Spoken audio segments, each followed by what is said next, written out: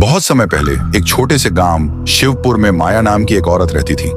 माया देखने में बेहद खूबसूरत थी, लेकिन समाज ने उसे वेश्या का नाम दे दिया था।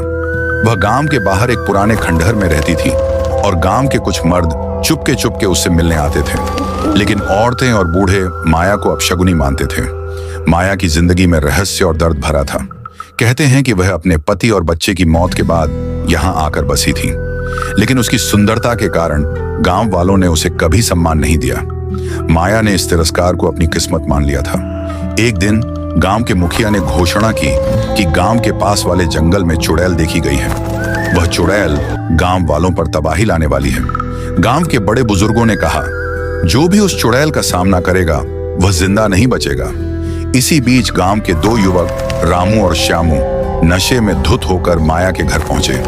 उन्होंने माया को ताने मारने शुरू कर दिए और उससे जबरदस्ती करने की कोशिश की। माया ने खुद को बचाने की कोशिश की, लेकिन दोनों ने उसकी हत्या कर दी। मरते वक्त माया ने चिल्लाते हुए कहा, तुमने मेरी निर्दोष आत्मा को मिटाया है। मैं इस गांव को कभी चैन से नहीं जीने दूंगी।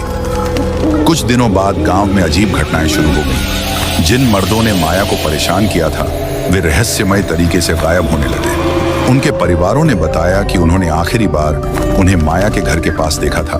गांव में यह अफवाह फैल गई कि माया की आत्मा चुड़ैल बन गई है। गांव वाले डर के मारे माया के घर के पास भी नहीं जाते थे। एक रात रामू के परिवार ने उसकी चीख सुनी। जब लोग वहां पहुंचे तो देखा कि रामू का शव पेड़ से लटका हुआ था। उसके शरीर पर खून से लिखा था, मैं वापस आ गई हूं। श्यामू ने अपनी जान बचाने के लिए गांव छोड़ने की कोशिश की, लेकिन रास्ते में उसकी गाड़ी अचानक रुक गई। उसकी कार के शीशे में माया का चेहरा दिखाई दिया। अगले दिन उसकी लाश भी गांव के पास वाले तालाब में तैरती मिली। इन घटनाओं के बाद गांव वालों ने माया की आत्मा को शांत करने के लिए एक तांत्रिक को बुलाया। तांत्रिक ने बताया कि माया की आत्मा सिर्फ तभी शांत होगी जब गांव वाले उसके साथ किए गए अन्याय को स्वीकार करेंगे। गांव वालों ने माया के लिए एक बड़ा पूजा पाठ करवाया और उसकी याद में एक मंदिर बनाया। लेकिन कुछ बुजुर्ग कहते हैं कि माया की आत्मा अभी भी उस खंडहर में भटकती है। हर पूर्णिमा की रात अगर कोई अकेले वहां जाता है तो वह वापस नहीं लौटता।